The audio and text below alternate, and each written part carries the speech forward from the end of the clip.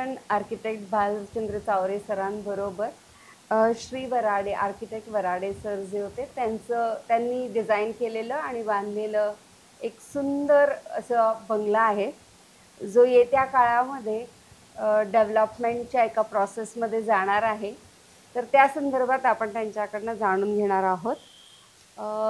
हा बंगला जो आत्ता आपण ज्याच्याविषयी बोलणार आहोत, हा 1969 साली बांधण्यात आलेला होता. त्या दरम्यान सरांनी प्रॅक्टिस सुरू केली होती. तर सर, तुमची आर्किटेक्ट वराडे सरांबरोबरची जी काही ओळख, एक मैत्री, तर त्या संदर्भात थोडं सांगाल का? वराडे साहेब तसे मला वयाने बरेच सिनियर होते, त्यामुळेला मैत्री नाही म्हणू शकणार मी, पण त्यांची ओळख होती माझी थोडी. त्यांची ओळख व्हायचं कारण असं की वराडे साहेबांकडे त्या काळात खूप मोठमोठ्या हाऊसिंग सोसायट्या होत्या आणि त्या हाऊसिंग सोसायटीमध्ये त्या काळच्या हाऊसिंग सोसायट्या म्हणजे फ्लॅट नव्हतेच, ते बंगले असायचे. अच्छा. हो. आणि मग ते बंगले कुठं 50 बंगले, कुठं 40 बंगले, कुठं 60 बंगले, कुठं 25 बंगले असं असायचं. तर त्याच्यातली एक सोसायटी होती, मोदकेश्वर सोसायटी, इंदिरानगरमध्ये. ती गव्हर्नमेंट एम्प्लॉईजची होती आणि तिथे त्याच्यात माझे मामा सेक्रेटरी होते. अच्छा. तर तो मामांचा हात धरून मी यांच्या एकदा ऑफिसला गेलो होतो. मला असं वाटतं तो काळ 76चा होता. अच्छा. 76चा होता. त्यावेळेला मी माझं प्रोफेशनल प्रॅक्टिस करायला नाशिकमध्ये आलो होतो. तर त्या काळामध्ये मी त्यांच्याकडे गेलो आणि मी त्यांच्याबरोबर काही फारसं काम वगैरे केलेलं नाही आहे. पण एक थोडीशी इंटरॅक्शन झाली आणि मला एक सवय होती, की जो कोणी माझ्या कॉन्टॅक्टमध्ये येईल, तो कॉन्टॅक्ट कसा वृद्धिंगत करावा, या दृष्टीने मी त्यांच्याकडे आधीमध्ये गेलो. नंतरच्या काळात मात्र माझी भेट नाही. कधी रस्त्यामध्ये एखादं भेटले, तर ते मला भालूच म्हणायचे. मला चावरे कधी काही बोलले नाही. भालू कसं काय चाललंय, काय चाललंय, कोणती बिल्डिंग चालली, कुठे चाललंय. काही बिल्डिंग त्या माझ्या पाट्या वाचून सुद्धा ते म्हणाले होते, की छान केली तू बिल्डिंग. त्यांचा स्वभाव मृदू होता बरं का. आणि असं म्हणू की त्यावेळेच्या आर्किटेक्चरल प्रॅक्टिसची आणि आर्किटेक्चरची रादर मी म्हणेल, की त्यांनी पुरेशी काळजी घेतली होती. असं. हां. आर्किटेक्चरच्या प्रॅक्टिसला सुद्धा त्यांनी ज्या ज्या गोष्टी केल्यात, त्याच्यामध्ये त्यांना आपण असं म्हणू की त्यांनी न्याय दिला, न्याय देण्याचा प्रयत्न केला आणि एक पिढी पूर्णत्वाने कधी न्याय देऊ शकत नाही, कारण दुसऱ्या पिढीला काहीतरी काम ठेवावं लागतं. त्यांनी केलं. त्यांच्या असलेल्या बिल्डिंगमध्ये त्यांनी केलेल्या सोसायट्यामध्ये नंतर माझी बऱ्याच जणांची ओळख झाली आणि सर्वांच्याच त्यांच्याप्रती सद्भावना मात्र होत्या. कारण हा माणूस फ्रिक्शन वगैरे घेणारा नव्हता, समन्वय साधणारा होता आणि तसेच त्यांच्या बिल्डिंग पण तशाच दिसत होत्या, की ते एकमेकाशी कोरिलेट होत होत्या, एकमेकाशी संबंधित वाटत होत्या. अशा त्यांच्या बिल्डिंग होत्या. फ्रिक्शन नव्हतं हे जे तुम्ही म्हणालात, तर त्या काळामध्ये आर्किटेक्चरल प्लॅनिंग म्हणा, आर्किटेक्चरल थॉट म्हणा, आर्किटेक्चरल डिझाईन म्हणा, त्याच्याकडे जेव्हा तुम्ही वळून बघता आणि आज हा जो बंगला आपण बघतोय, डॉक्युमेंट करतोय, याला घेऊन आर्किटेक्चरली तुमचं काय मत आहे? आता त्या काळात कसं होतं की वराडे साहेब काम करत होते. त्या काळात आर्किटेक्चरल विचार जो आत्ता तुम्हाला प्रगल्भ झालेला दिसतो, मॅच्युअर्ड झालेला दिसतो, त्या स्टेजला तो काही आलेला नव्हता नाशिकमध्ये. म्हणजे आत्ता जसं तुम्हाला व्हॅल्यूज आता आर्किटेक्चरला निर्माण झालेल्या आहेत, कारण त्या काळाच्या ओघात अनेक आर्किटेक्ट आले आणि त्यांनी त्यांची व्हॅल्युएबल कॉन्ट्रिब्युशन पण दिलेली आहे या क्षेत्रामध्ये. त्या मानाने वराडे साहेब ती जी पिढी होती ना, ती नुकतीच आर्किटेक्चरला इथे ॲड्रेस करायला लागली होती. अच्छा. त्यामुळे आर्किटेक्चर हे सौंदर्ययुक्तच असावं असा भाव यांच्या मनात होता आणि ते मांडण्याचा प्रयत्न हे करायचे आणि त्यातून यांचा प्रयत्न दिसायचा ते फ्रंट एलिव्हेशन असं असायचं. म्हणजे आर्टिस्ट अँड आर्किटेक्चर असं हा जो आस्पेक्ट आहे आणि त्याच्यामुळे एक आउटर एक्सप्रेशनवर तुम्ही एक फोकस झालेला जो दिसतोय आणि आतमध्ये ज्या काही स्पेसेस आहेत त्या फंक्शनल असायच्या. अच्छा. म्हणजे एका एका वापराच्या एका धाग्यामध्ये माळलेल्या अशा त्या असायच्या. म्हणजे हे त्या त्या काळातलं उत्तर आहे. त्यामुळं आत्ता त्याच्यावर काही भाष्य करणं हे चांगलं तितकं समर्पक होणार नाही, बरं का. पण सिद्धांतिक बाजू ही आहे, हां. की ह्या लोकांनी प्रयत्न निश्चित केला होता. कारण आर्किटेक्चरला अजून ना तर डिस्क्रिप्शन होतं, ना तर डेफिनेशन होती. आर्किटेक्चर अजून इथे मला असं वाटतं प्रदर्शनीनेच झालं नव्हतं. किंबहुना हे शास्त्र आणि ह्या शास्त्राची अ, पुढे नेणारा जो माणूस आहे आर्किटेक्ट, याची पण ओळख नाशिकच्या याच्यामध्ये नव्हतीच. ऐतिहासिक असेल, पण प्रचलित त्या काळात नव्हती. असं. म्हणजे आपण मग असं म्हणू शकतो का, की त्या काळामध्ये त्यांनी ज्या उपलब्ध अशा आंतरिक स्पेसेस होत्या, त्याचा तिथे राहणारी लोकं ही अ, उपयोग कसा करतील आणि ती त्यांच्या तेव्हाच्या ज्या ती जी जीवनशैली होती, त्याला रिस्पॉन्ड करत अ, परिपूर्ण अशा होत्या, असं म्हणता येईल का? आता आर्किटेक्चर हे तसं प्रवाही आहे. ते काळाच्या ओघात बदलतं. अनेक बदलाचा तो एक समर्पक असं उत्तर असतं. अशा भावनेतनं जर यांचा विचार केला, हां. तर ह्यांनी आर्किटेक्चरला ॲड्रेस केलंय ना, तो एक फंक्शनल प्लॅन ह्याच्या पलीकडे नाहीये. अच्छा. आणि दृश्यात्मक आर्किटेक्चर आहे, त्याच्यात सौंदर्य आहे. हे यांच्या कृतीतनं ते प्रत्येक वेळेला करत राहिलेले आहेत. त्यामुळे आर्किटेक्चरची परिभाषा जी आहे, की साईट प्लॅन आहे किंवा प्लॅन आहे किंवा एलिव्हेशन आहे आणि सेक्शन आहे, नंतर डिटेलिंग आहे. तर ह्यांच्या पिढीचा परामर्श साधारण प्लॅनपर्यंतच यायचा आणि अच्छा. तो एलिव्हेशनला थांबायचा. ओके. सेक्शन हे जे माध्यम आहे प्रभावी, ह्याचा इथं उपयोग का होत नव्हता? तर सर्वसाधारणपणे बैठीच घरं, 10 फूट हाईट ह्याच्या पलीकडे ते गेलेले नव्हते. पण नंतरच्या पिढीत जर आर्किटेक्ट्स लोकांनी आर्किटेक्चरला त्या तऱ्हेने सेक्शनच्या माध्यमातून जर ॲड्रेस करायचा प्रयत्न केला असेल, तर कदाचित मला असं वाटतं, की हा बेस होता म्हणून तो हं, हं. विचारही पटकन आला. असं. या विचाराला स्ट्रक्चरल सिस्टम, तेव्हा अवेलेबल मटेरियल्स, तेव्हा अवेलेबल असलेलं स्ट्रक्चरल नो हाव हां. हे कुठेतरी जबाबदार पण होतं का? आता असं आहे, की प्रत्येक वेळेला आर्किटेक्चरच्या प्रवासामध्ये हं, ह्या सगळ्याच गोष्टी त्या त्या काळात महत्त्वाच्या असतात. आता त्या काळात जे होतं, ते लोड बेअरिंग स्ट्रक्चर असायचे. हं. तर लोड बेअरिंग स्ट्रक्चरचं असं होतं, की जर तुम्ही तो काळ पाहिला, म्हणजे यांचा काळ साधारण 60 वगैरे किंवा त्याच्या थोडासा अगोदरचा आहे, तर आर-सी-सी करणारी लोकच मिळत नव्हती, हं, बरं का. हं. तर त्या काळात लोड बेअरिंग स्ट्रक्चर असणं हे अगदी संयुक्तिकच होतं. दोन्ही तिन्ही आणि ती गोष्टींनी. नॅचरल चॉईस पण नॅचरल होती. चॉईस होती. हं, आणि लोड बेअरिंग स्ट्रक्चरला ज्या तऱ्हेचं काम करणारी लोकं लागतात ना, ती त्यावेळेला होती. हं, त्यावेळेचे जे काम करणारे जे कारागीर वगैरे होते, की आपण मेसन म्हणू, हे म्हणू, ते इतके तादात्म्य पावायचे म्हणजे एकरूप व्हायचे कामामध्ये, की त्यांना सुपरव्हिजनची गरज नसायची. ते अति आत्मीयतेने प्रत्येक गोष्ट व्यवस्थित करत होते. त्यामुळे तो स्टोन वर्क करणारी लोकं त्यावेळेला मिळायची. हं. आणि त्यामुळे त्या मटेरियलचं सौंदर्याकर्षण लोकांना झालं आणि त्यांनी त्या पद्धतीने मांडलं. वराडे साहेबांच्या प्रत्येक बिल्डिंगमध्ये एक तरी वॉल आपली ती दर्शनी याची असायची, काय म्हणतात त्याला, स्टोन. स्टोनची असायची. हो. आणि ते प्रतीत करतं, की त्यावेळेला ते अवेलेबल होतं. आता ते वॉल कुणी करणार नाहीत. पण त्याच्यामध्ये सुद्धा मी त्यांच्याशी एकदा बोलायचा मला आला होता बरं का. हं, म्हटलं, "वराडे साहेब, हे जे बांधताय तुम्ही दगडी वॉल, ही दगडी वॉल नसते, ती कंपोझिट वॉल असते." आणि दगडाचं काय होतं माहिती आहे का, त्यावेळेला इकॉनॉमिक्स होतंच. म्हणजे की स्वस्तात स्वस्त करायचं वगैरे होतं.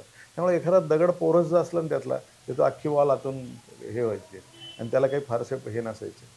असं ते काही-काही ठिकाणी झालेलं आहे. असं. पण एनिवे दगडाला दर्शनी भागात आणून त्यांनी ज्या ह्या पिढीने किंवा या साहेबांनी सुद्धा जो प्रयत्न केलाय तो स्तुत्य आहे. दगडाला सुद्धा मान द्यायलाच पाहिजे ना, नुसतं देवत्व काय? असं आहे. हं. कारण की दगडाकडे जर आपण तेव्हा त्या काळामध्ये जर बघितलं तर ती स्टोन मेसनरी नॉर्मली आपण लोड बेअरिंग करत असताना फाउंडेशनमध्ये त्याच्यात प्रचंड ताकद असल्यामुळे फाउंडेशनमध्ये वापरून त्याला झाकून टाकायचो किंवा मग आपण मंदिरामध्ये तो खूप सेलिब्रेट झालेला करेक्ट बघायचो. Correct correct. तो त्यांनी as a element in elevation आणि त्याच्या ताकदीचा पण तिथे त्यांनी तो वापर करून घेतला आणि त्याला ते स्थान मिळवून दिलं आणि त्याला दृश्यमय केलं. दृश्यमय. इथला अजूनही स्टोन मेसनरी आपण जर बघितली तर जवळजवळ 50 एक वर्ष झाले, पण तिची जी क्वालिटी आहे, त्याचा जो लुक अँड फील आहे, तो स्टोनचं वैशिष्ट्यच आहे, तो ओरिजिनल स्टेटमध्येच राहतो. अजूनही तो असा देखणा आणि रुबाबदार त्याला वाटतो कोणतंही कॉस्मेटिक लागत नाही, असं त्याचं वैशिष्ट्य. आणि त्यातनं आपल्याला एक क्वालिटी ऑफ वर्क त्या काळातल्या लोकांचं स्किल हेही दिसतंय. त्यामुळं त्यांनी जो केलेला वापर आहे दगडाचा, फाउंडेशनमधनं दिसणारी दृश्यात्मकता आणि त्यातून आलेलं सौंदर्य लोकांना भावलं ना. माझं म्हणणं तेच आहे की लोकांना भावतंय ना, म्हणजे आपण कुठे चांगल्या ठिकाणी पोहोचतोय, ह्यांनी हे केलं असं माझं म्हणणं आहे. आपण आता एक अराउंड द बंगलो एक राऊंड घेऊयात का? म्हणजे मग ॲज वी वॉक तुम्ही बाहेरनं पण काय वाटतंय, काय मत आहे तुमचं?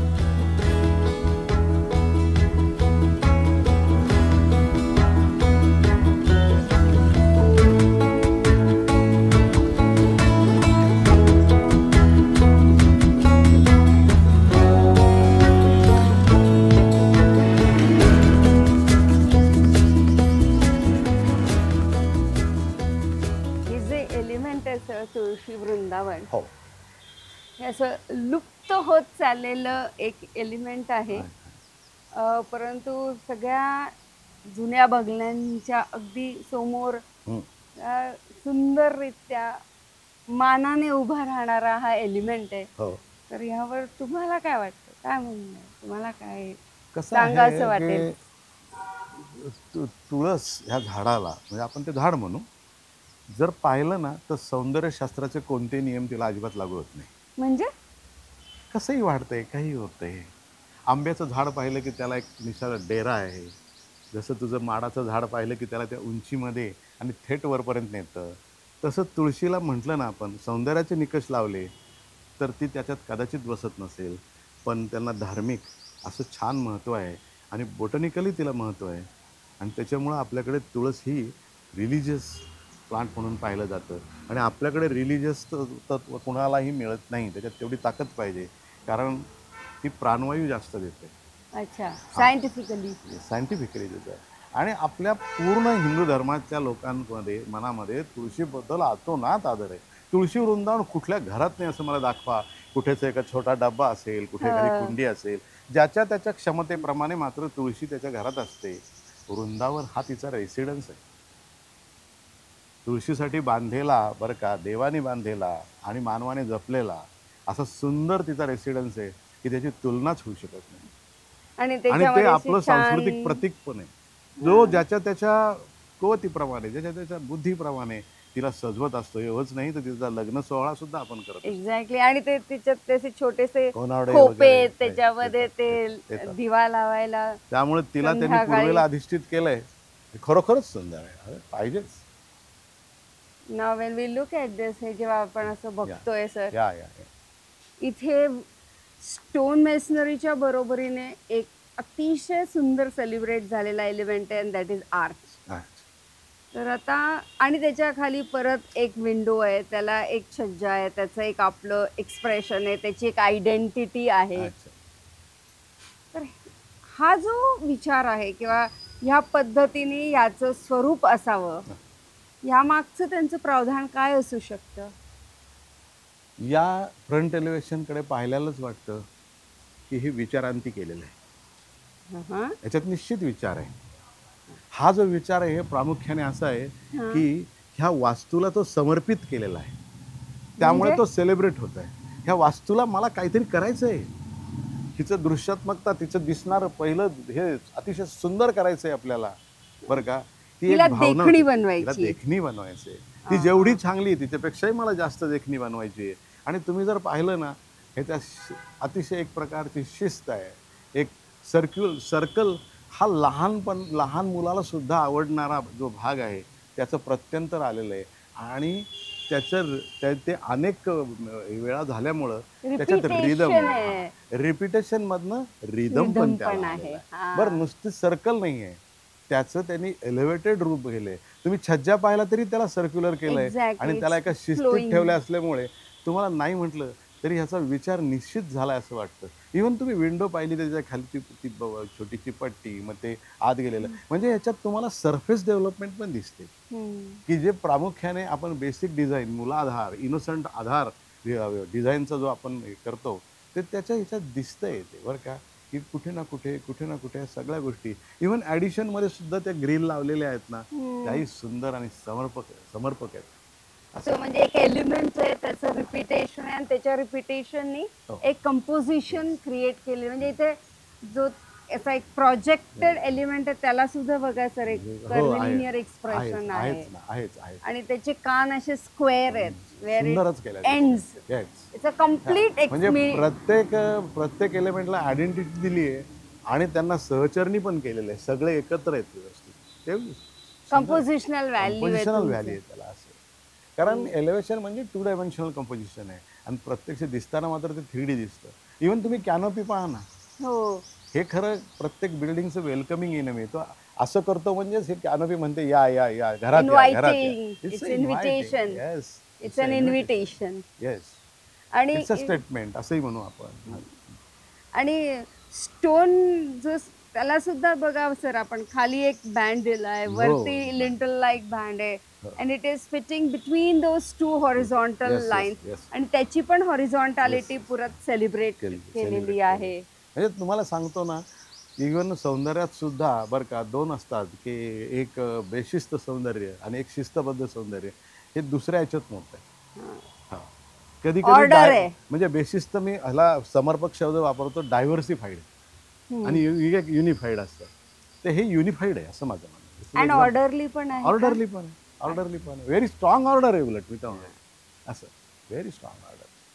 Very beautiful. आणि लँडस्केप मध्ये सुद्धा हो. त्यांनी ते या आर्चेस असण्याचं स्ट्रक्चरली काही इम्पॉर्टन्स असू शकतो का सर?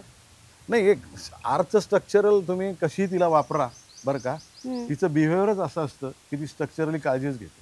बघा, तुम्हाला ह्या आर्चमध्ये मला एक तरी कॉन्क्रीट बाहेर आलेला आहे का कुठे? नाही काही का? दिसतंय का? आर्च. कारण आर्च ही ॲक्शन आहे. मग ती स्टोनमध्ये होती पूर्वी, नंतर ह्याच्यातच आली. कॉन्क्रीटचे सुद्धा आर्च करतोच ना आपण. हो, असं पण आहे. त्याच्यात अशी स्ट्रक्चरल काय ताकद आहे? मुळात म्हणजे कॉम्प्रेशन इन टेन्शनचा समग्र त्याच्यात हे होतो, काय इंटरॅक्शन होते आणि त्याच्यात थ्रस्ट येतो आणि थ्रस्ट नलिफाय होतो. त्यामुळे ते सुस्थितीतच राहतात. त्यामुळे त्याला कुठली क्रॅक नाही, नाही, त्याच्यात काही आता आपण failure बघता च त्या नाहीये. त्या तिथं छोटंसंच बाहेर आलेलं आहे, फार नाहीये. कॉन्क्रीटचं. मग ते पडतंय बघा. चला, लेट्स सी दॅट.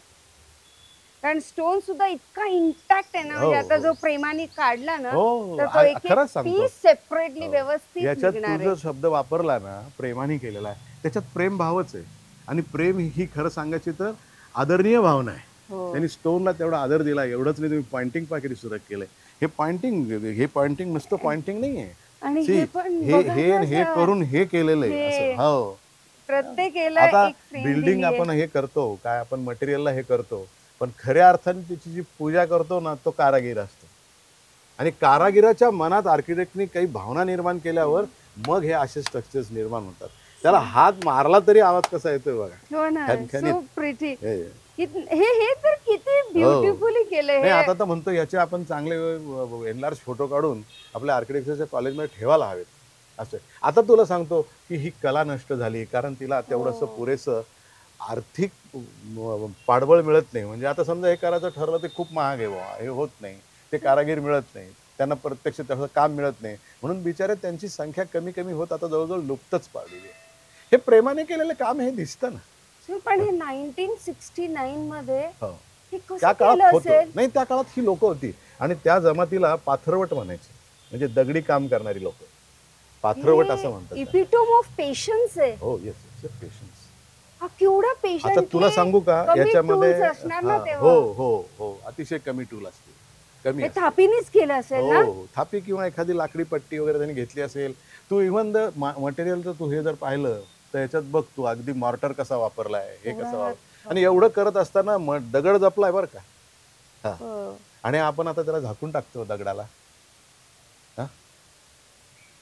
म्हणजे आपल्याला फारच आपल्या तोंड. सुरेख डिटेलिंग आहे हो सर. हो, सुरेख आहे, सुरेख आहे, प्रश्नच नाही. इवन सी दिस, या गोष्टी सुद्धा इवन ह्याची लाईन लेवल बघितली तरी कळतंय. हो ना. त्यावेळेचे कारागीर होते ना की इतके तादात्म्य पाहायचे की आणि सुपरविजन लागत नव्हती. हो. हे बघा सर, ही हो. कंटिन्युटी, हे ड्रॉइंग सुद्धा, हे एलिव्हेशन ड्रॉ करताना सुद्धा हो. किती काळजीपूर्वक करा केलं ना. गेलेलं आहे. आणि त्याच्यामुळे मग हे रेस करून विंडो. म्हणूनच तुला म्हटलं की हा जो प्रकार आहे हा सरफेस डेव्हलपमेंटचा केलाय. हे सरफेस बाहेर काढा, हे काढा. विंडो हा एक सरफेसच आहे, मटेरियल चेंज करून लावलेलं आहे. असं सुंदर उदाहरण आहे ती. खरं त्या काळात ही झाली, एक्झॅक्टली. होत पण होती. हा, हे बघ आता हे कॉन्क्रीटचं उदाहरण आहे. हे ह्याच्यात होऊ एक्सपोज शकतं. झालं. खूपच कमी आहे हे. म्हणजे खरं म्हणजे एक्झॅक्टली थेरी इथे ॲप्लिकेबल होत नाही, पण तरी पण तुला सांगतो की तेवढंच एक्सपोज झालं. ते दुसऱ्या मटेरियलशी नव्हतं, त्यांनी तिथपर्यंत घेऊन गेला आणि सगळं तेवढं काढून टाकलं. आता मात्र स्टील गरीब परिस्थितीत आहे आणि कॉन्क्रीट पण गरीब परिस्थितीत आहे तिथलं. आता ते त्यांना झेपवे. त्यांचं असं गरिबी का आली? तेच, ते ह्याच्यात येणार नाही. हो, मग हे तर ही फॅमिली म्हणून वागतात, हे नातेवाईक म्हणून वागतात, असं आपण म्हणू. आहे का नाही? ह्याला जरा उलगडून सांगा ही कोड्यातली भाषा तुमची. नाही, कोड्यातली भाषा म्हणजे असं आहे की हे जे तुझं विटाचं आपलं स्टोनचं स्ट्रक्चर असतं ना, ह्याच्यात प्रामुख्याने फक्त स्टोनच असतो. आता तुला तर समोर चौकोन दिसतो पण आत तो अनगड आहे. त्यामुळे त्याच्या ज्या काही तुमचे जॉईंट्स होतात ना ते असे एकमेकात असे गुंतले गेलेले आहेत. ते ऑर्डरमध्ये नाही, ते गुंतले गेलेले आहेत. आणि ह्याचं काय आहे, ह्याचं आकुंचन प्रसरचं, आपण त्याला काय म्हणतो, एक्सपान्शन कॉन्ट्रॅक्शन, ह्याचं तुलनेने एकच मटेरियल असल्यामुळे साधारण समभाव परिणाम होतं.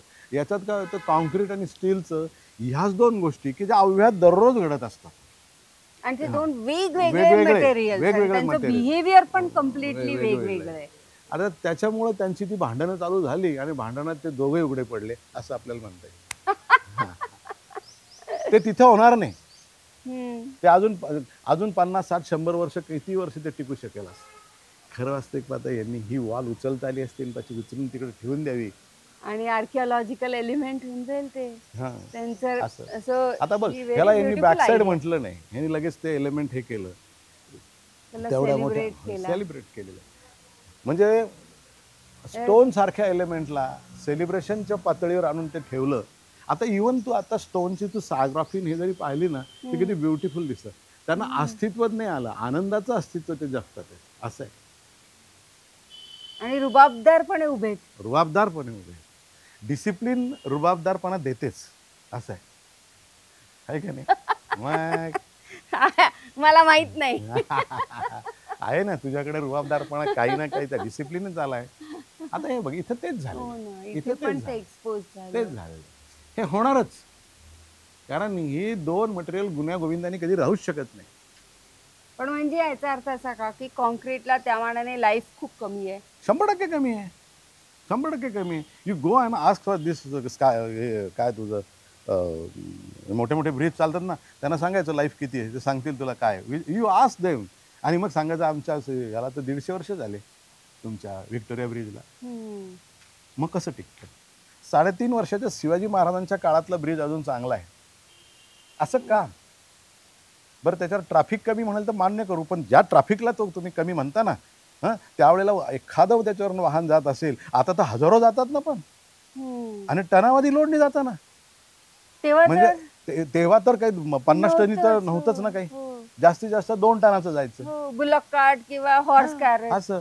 मग ते कसे टिकले? त्याचं कारण त्या आर्च मध्ये ही स्ट्रक्चरल सिस्टम आणि ते विजडम ते त्यांनी वापरलं. विजडम की एखाद्याचं अस्तित्व टिकवण्यासाठी ज्या वेळेला काही गोष्टी वापरल्या जातात ना, त्याला विजडम लागते. मग आता कॉन्क्रीट वापरायचं असेल तर त्याचं विजडम काय?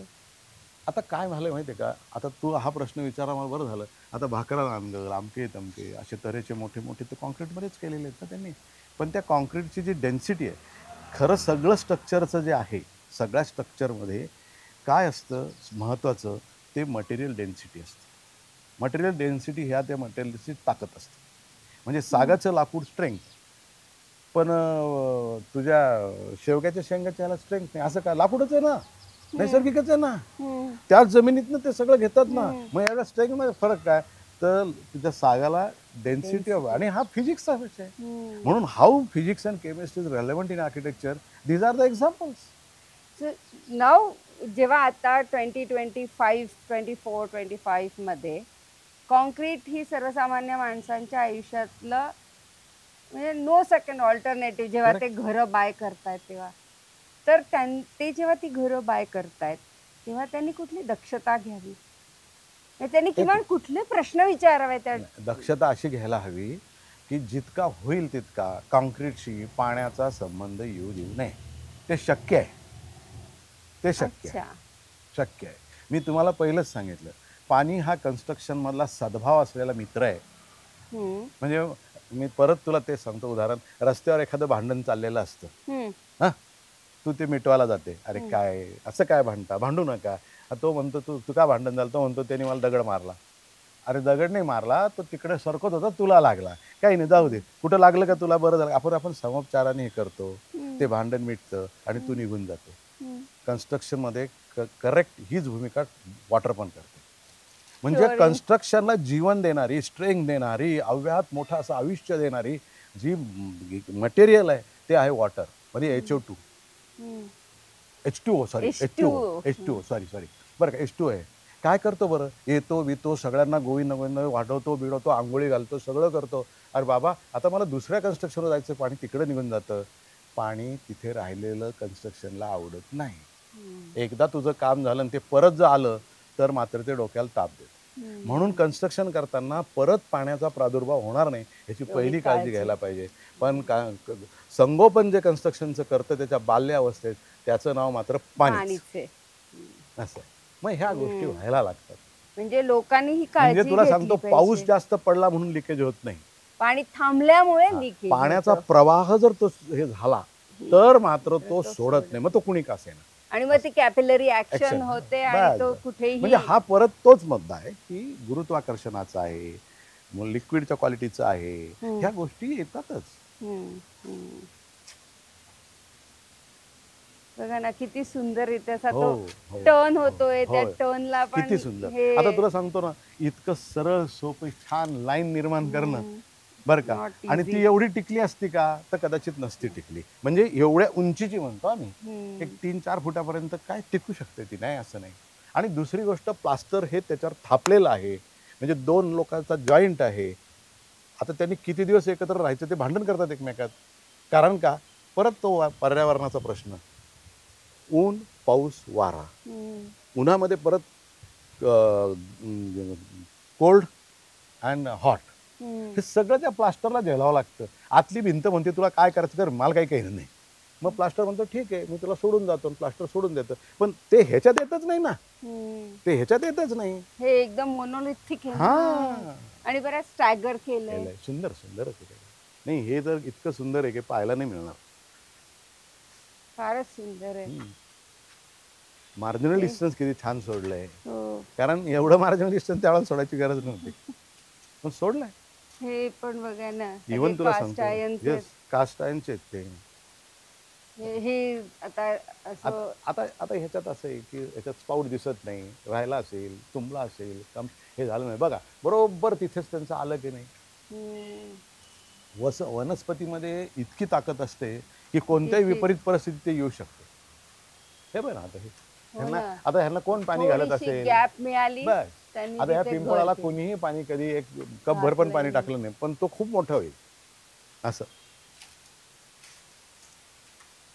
आता हे झालं ना, हे स्टोनला काही झालं नसतं. हे बघ, ह्याला शेवाळा आलं. पाणी पाणी पाणी मित्र आणि शत्रू, असं माझं त्याचं विश्लेषण आहे. ते बघ तिथं प्लास्टर झालं, ऐकलं नाही त्याने. म्हणून तू प्लास्टर वाजून पाहिलं ना तर आवाजावरनं कळतं की प्लास्टरने सोडून दिले काही. डब डब डब डब डब असं येतं. हे बघा, आता अगेन्स्ट ग्रॅव्हिटी प्लास्टर, त्याच्यामुळे ह्या गोष्टी होतात. आर्च मध्ये अगेन्स्ट ग्रॅव्हिटी काही होत नाही, ते एकमेकाशी that is the religious marriage of compression tension in arch असं आहे. And in equilibrium. या हा मॅरेजच्या पुढे equilibrium and balance is very लिहायला पाहिजे. प्रश्नच नाही. रिस्पेक्ट आहे ना. येस म्युच्युअल रिस्पेक्ट पण आहे. आहे प्रश्नच नाही. किती मोठी अशी अंगण ज्याला म्हणतो तू आपण. पाहिलं ना, तू जर इतिहासात आता तू सगळ्या स्टडी टूर वगैरे केल्या असतील, हे असतील, आर्चेसचा किती सुंदर डान्स केलेला आहे. सुंदर सेलिब्रेशनच आहे ते. म्हणून सांगतो की आर्च एक कलात्मकता आहे बरं का, त्याच्यात कला आहे म्हणजे स्वयंभू, आणि ती पण त्यांनी इथं वापरली. या सर्व आपण इथनं मस्त बघूयात जरा त्याला पूर्णपणे. आता राहू दे का धरून टाकू. आता इथेच पाहा ना, हे बघ इथं आर्च संपली, तिथलं ऍक्शन आहे बघ, हे असं आर्च मध्ये याची जवळजवळ संभावना एकदम कमी होते. हा, आणि आर्च मध्ये किती भव्य दिव्य स्ट्रक्चर्स केलेली आहेत, तोले जंग केलेली आहेत. अहो आयफेल टॉवर त्याच्यावर उभा आहे. हा, आणि त्याला आता 150 वर्ष होऊन गेले. त्यामुळं माझं म्हणणं असं आहे. पण एक आहे की गंज ऑक्सिडेशन होणं ही प्रक्रिया लोखंडाचा सावत्र भाऊ त्याच्या बरोबरच असतो. त्यामुळे नैसर्गिक आहे. नैसर्गिक आहे. म्हणून निसर्गाच्या विरुद्ध नाही, निसर्गाला दिलेलं उत्तर म्हणजे आर्किटेक्चर असं आहे. आणि ही ह्यांनी म्हणजे जागा सुद्धा बघा ना सर, आता या इमॅजिनच नाही करू शकत की अंगण इतकं मोठं, साईडचं अंगण एवढं, त्याच्यात इतकी दिमागदार झाडं, त्याची सावली. आता यामुळे आतल्या या दगडामुळे किंवा इथे एवढी सगळी झाडं, यामुळे आतलं जे क्लायमेट आहे, मायक्रो क्लायमेट ज्याला आपण म्हणतो, त्याच्यावर त्याचा काय इम्पॅक्ट होत असेल, इन्फ्लुएन्स होत असेल? आनंद, राहणाऱ्यांना आनंद, आणि कन्स्ट्रक्शनची ती काळजी घेतातच. झाड सुद्धा सावली देशातलं पुष्कळ खूप हो. पण सर त्याच्या सावलीमुळे हे दगड असल्यामुळे आतमध्ये हीट पण जरा कमी जात असेल ना. पहिली गोष्ट म्हणजे दगड हा कमीत कमी हीट ट्रान्सफर करतो, त्यामुळे आतलं आणि थंडही चांगल्या तऱ्हेने होतं. आता ह्याचं थंड होतं ना कॉन्क्रीट, त्यातलं स्टील काही लवकर थंड होत नाही, कॉन्क्रीट थंड होतं. दररोजच भांडतात, सकाळपासून संध्याकाळपर्यंत स्टील मधल्या कॉन्क्रीट आणि स्टीलची भांडणं चालू असतात. एक एकत्र कुटुंब आहे आणि एक राजाचं कुटुंब आहे असं समजा तुम्ही, कसं काय जमेल? होतच. आणि जमवायचंच असेल तर त्यांच्या मूलभूत कॅरेक्टरचा विचार करून डिझाईन केलं पाहिजे.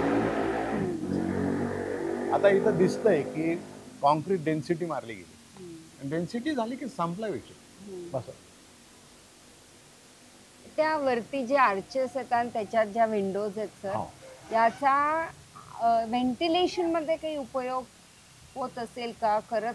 त्यासाठी मुळात हा परत फिजिक्सचाच प्रश्न आहे की थंड हवा खाली राहते आणि थंड हवा वापरानी म्हणा, काही हेवनी म्हणा, गरम होते आणि ती वर जाते, आणि वर गेल्यावर तिला आउटलेट पाहिजे.